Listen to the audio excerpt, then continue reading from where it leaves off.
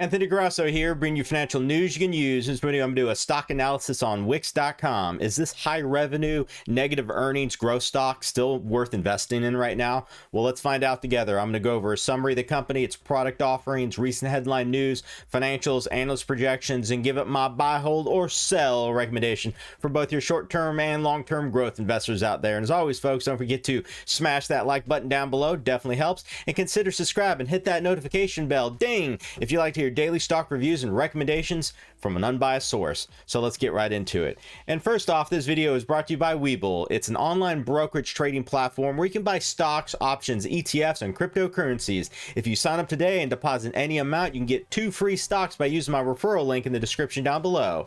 All right, so WIX.com is a platform that allows companies and individuals to publish their own websites. Now, it has tools for all different types of websites, from standard visual pages and blogs to e-commerce solutions and tools. Now, in addition, the company has various vertical specific applications that business owners use to operate various aspects of their business online, to get them all in with their tentacles, not just a website, but, everything online presence related. Further, it provides a range of complementary service, including App Market, that offers its registered users the ability to install and uninstall a range of free and paid web applications. Now, the WIX Arena, an online marketplace that brings users seeking help in creating and managing a website together with web app experts. And the WIX app, which is a native mobile application, it enables users to manage their websites and WIX operating systems. Now, as of December 31st, 2019, the company had approximately 165 million registered users and about 4.5 million premium subscriptions. Now let's go ahead and look at some of the news that's hit the market today.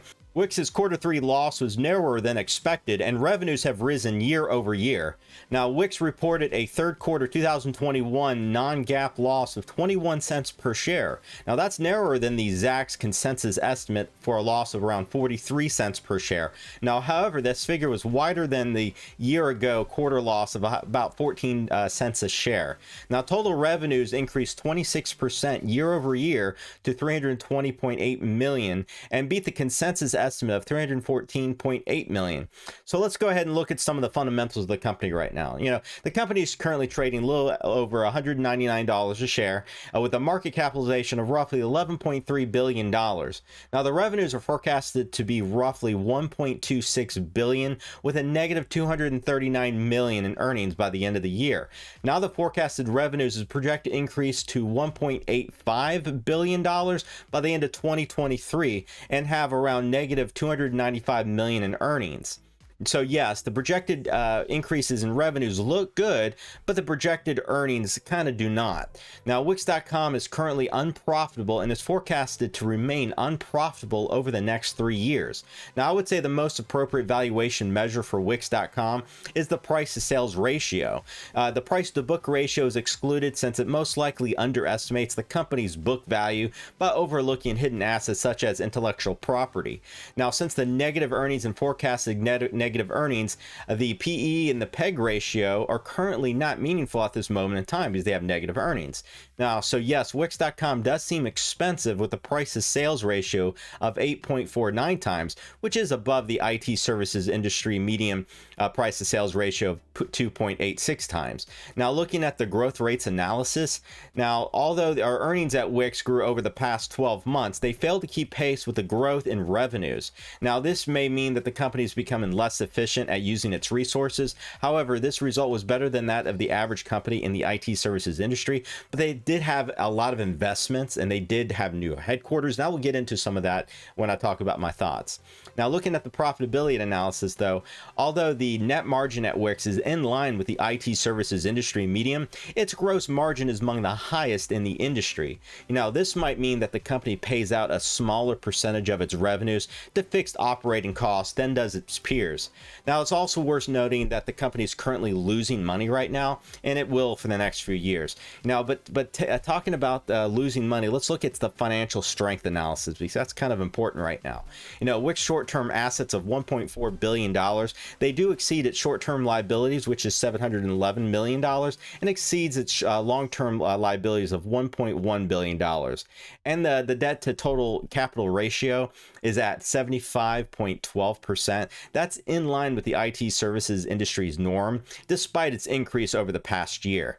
Now, while the company is unprofitable, it does have sufficient cash runway for more than 3 years if it maintains its current positive free cash flow level, and that is growing about 29.6% per year, by the way. Now, WIX.com has strong liquidity. Now, currently the quick ratio is 1.85 times, which shows that the ability to cover its short-term, cash needs. It's also important to note that the shareholders have been diluted in the past year, with the total shares outstanding growing about 2.4%, but there has been a buyback by the company. I'll get into that. So let me bring it back here. So what do the analysts say on this one? Now the new Constructs report, which is a fundamental analysis only report, it recommends, based solely on that, that investors avoid WIX.com and give it a very unattractive rating, meaning that the stock has more downside risk than any upside potential. But that's looking at a snapshot of what the exact fundamentals are doing today without any forward-looking projection. Now, the Street Quant Ratings also has a sell recommendation on WIX right now. Their report said that this is driven by some concerns which they believe should have a greater impact than any of the strengths and could make it more difficult for investors to achieve positive results compared to most of the stocks that they cover. Now, the company's weaknesses that they say can be seen in multiple areas, such as its weak operating cash flow, generally disappointing historical performance in the stock itself, and generally high debt management risk. Now, the Ford Equity Research Team also has a hold recommendation on WIX.com, not a sell. They have a hold recommendation, and that's the result of their systematic analysis on the 3 basic characteristics that they look at specifically. They look at earnings strength, relative valuation, and recent stock price movements. Now, the company has enjoyed a very positive trend in earnings per share over the past 5 quarters because the company lacks sufficient analyst estimate data. They place greater weight on the historical earnings per share, which is negative, but the trend is the measure of the earnings strength. Based on operating earnings yield, the company is overvalued when compared to all the other companies that they offer. They say that share price changes over the past year indicates that WIX will perform very poorly over the near term. So this brings me to, am I a buy, hold, or sell recommendation on WIX.com? Now, here are my thoughts on this. Businesses all around the world, they need an online presence, and they need a very simplistic way to get online, and not only get online, but actually have different modules to say, I want e-commerce, I want to be able to sell, I want this marketplace, I want certain features on the website. And that's kind of what WIX.com does. And they've had a strong demand for its website creation subscriptions. And what they do is they offer a free website, and then they get you into the subscription. So they throw the apple out there and say, hey, you can have this free website, but if you want this, this, this, and this, you have to subscribe. And they usually get them. Now, WIX.com has shown to have stable growth rates historically, and that is projected to keep increasing in the years to come. A lot of that growth came from WIX's in-house payment processing service, because now that they have the subscriber, now they're cross-selling the payment services.